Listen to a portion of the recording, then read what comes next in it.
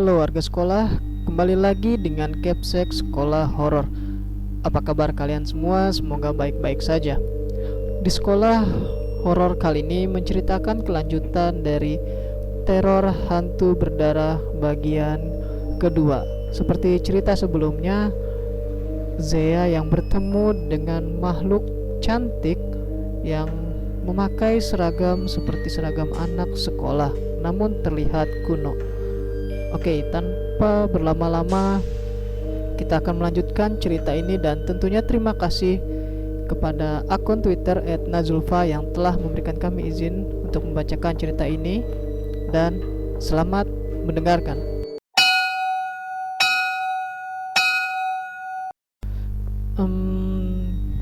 Hai, kenapa kamu menangis? Kita bahkan belum berkenalan, bukan? Ujarku. Sosok itu perlahan berhenti menangis dan kini mendongakkan kepalanya. Namaku Kina, ujar sosok itu sembari tersenyum tipis ke arahku. Aku membalas senyuman tipis dari Kina. Oh, hai Kina, perkenalkan, namaku Zea. Kina, si sosok wanita itu mengangguk paham. Jadi kenapa kamu datang ke sini? Tanyaku hati-hati. Aku ingin meminta bantuanmu, Zea. Bantuan apa? Kina menatapku lekat. Satu bayangan kejadian masa lampau kini menghiasi pikiranku seperti proyektor pada layar tancap. Astaga. Namun semuanya abstrak, tak beraturan. Aku hanya melihat Kina bersama seseorang dan kemudian ia bersimbah darah di tengah ilalang. Kamu mati karena apa? Tanyaku tajam. Kina terdiam. Ia mengambil ancang-ancang untuk bercerita. Namaku Kina. Usia terakhirku kala itu adalah 17 tahun. Sama sepertimu, Zea. Aku masih terdiam memperhatikan Kina yang sedang bercerita. Tepat di tahun itu, tahun dimana aku baru menginjakan kaki di kelas 2 SMA. Dan awal mula kisahku berjumpa dengan dia. Dia yang membuatku hancur. Dan dia yang membuatku kehilangan semua ini.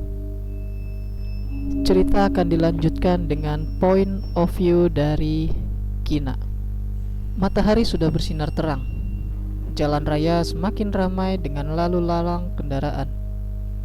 Kulangkahkan kaki dengan cepat, berharap agar aku tak terlambat datang ke sekolah.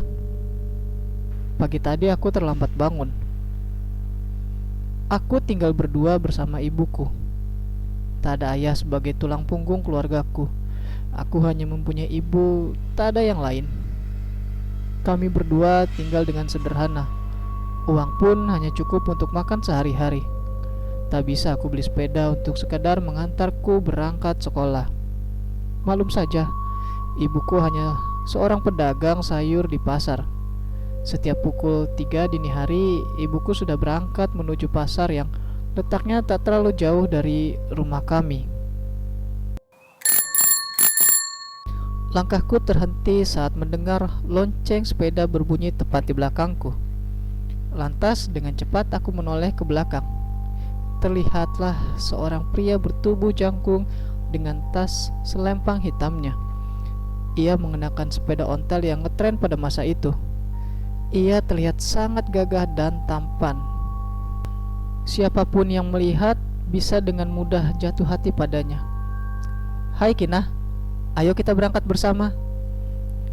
Tawar pria tampan itu yang tak lain adalah Saiful. Ia adalah salah satu pria tampan dan pintar di sekolahku. Aku mengenal dirinya saat kami ditunjuk oleh salah seorang guru untuk mengikuti lomba cerdas cermat saat itu. Dia juga pacarku. Sebenarnya aku merasa minder dengan dirinya. Dia adalah pria populer dengan keluarga yang berekonomi lumayan.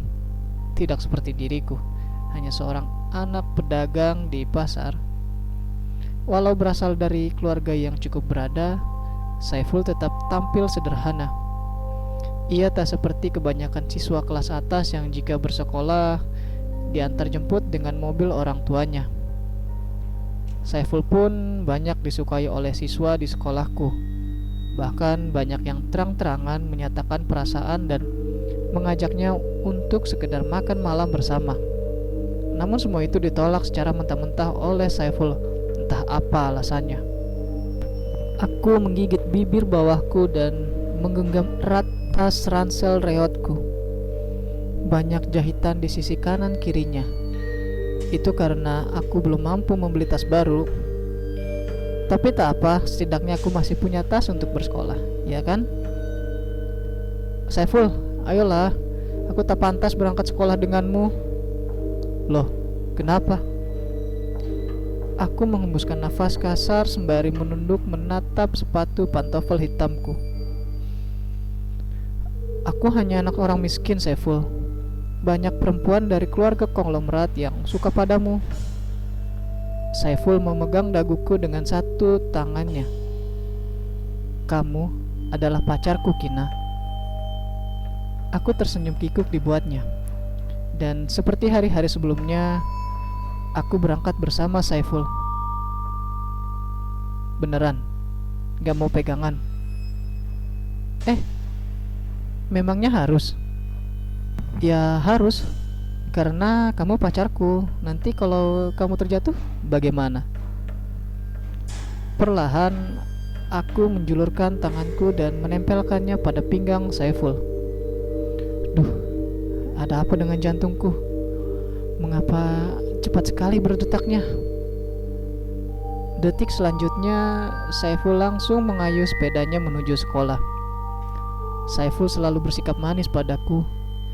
Ia juga selalu mengantar jemput dan selalu menggenggam tanganku ketika kami bersama. Kami bahkan dicap sebagai pasangan terromantis di sekolah. Hingga 4 bulan lamanya kami merajut kisah asmara. Hingga hari itu tiba. Hari di mana aku dipermalukan olehnya. Hari di mana aku mengetahui siapa Saiful sebenarnya. Sore itu, di mana Saiful berani melecehkan diriku di sebuah rumah tua. Ia membawa 3 botol minuman keras. Dalam keadaan mabuk, ia meracau tak karuan. Dan yang membuatku sakit hati adalah karena perkataannya. Dia hanya memanfaatku. Aku tak mencintaimu, bodoh. Aku hanya berpura-pura dan aku hanya ingin mencicipimu saja. Ia menegapku dalam pelukannya. Ia merobek seragamku. Ia menciumku seperti orang kesetanan. Aku sudah pasrah, tak bisa berbuat apa-apa. Pasrah hingga akhirnya dia mengambil mahkota yang telah kujaga selama ini. Dia menyetubuhiku. Sakit, marah, dan kecewa semua jadi satu. Saifulku hanya ingin tubuhku. Aku menangis terseduh-seduh di rumah tua ini. Aku bingung harus melakukan apa.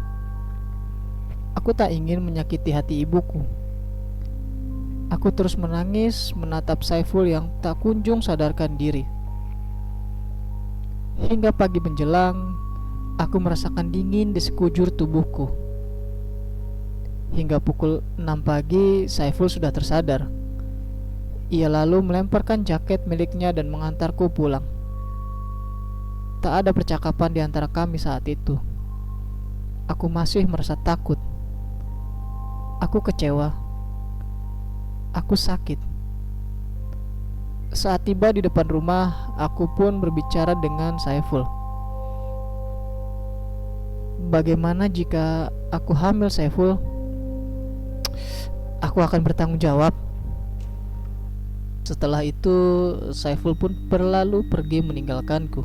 Perlahan, aku melangkahkan kaki masuk ke dalam rumah. Di sana sudah ada ibu yang menungguku pulang ternyata. Dari raut wajahnya sangat cemas. Berkali-kali ia bertanya, "Kina, kenapa?" Namun aku tak menjawab pertanyaan ibuku itu. Seharian aku tak makan dan minum hanya di kamar merenung. Aku malu menanggung semua ini. Hingga 3 bulan berlalu dan kini aku benar-benar hamil. Saiful sudah meninggalkanku.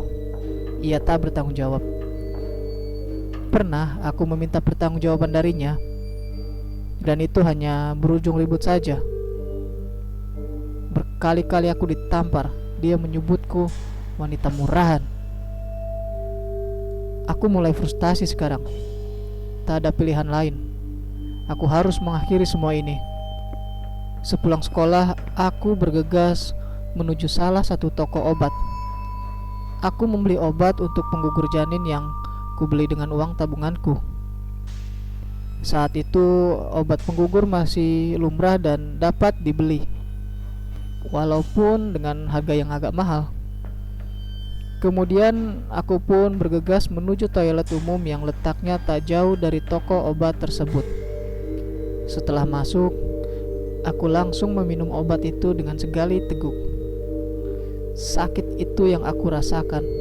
Aku menangis sejadi-jadinya. Aku melihat darah mengucur deras membasahi kakiku. Aku melemas dan tiba-tiba aku melihat diriku tergeletak di lantai kamar mandi. Aku bisa menembus tembok toilet ini. Aku telah tiada. Namun dendamku kian membara. Jasadku tergeletak di toilet selama 3 hari lamanya. Hingga akhirnya sang petugas kebersihan toilet membuang jasadku di hamparan rumput. Barulah beberapa hari kemudian ada salah satu warga yang melihat keberadaanku, dan dia melaporkan penemuan jasadku kepada pihak yang berwajib. Ibuku sangat hancur mengetahui aku telah tiada.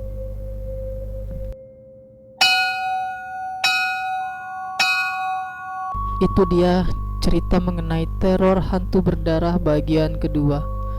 Cerita yang berisikan flashback yang dialami oleh Kina, di mana Kina harus meminum obat penggugur janin karena ulah Saiful, yang justru membuat Kina harus kehilangan nyawanya. Terima kasih buat kalian warga sekolah yang telah mendengarkan cerita ini, dan terima kasih juga kepada akun Twitter @nazulfa yang telah memberikan kami izin untuk membacakan cerita ini. Jangan lupa untuk like dan share video ini agar warga sekolah horor semakin bertambah. Dan sampai jumpa di kelas berikutnya.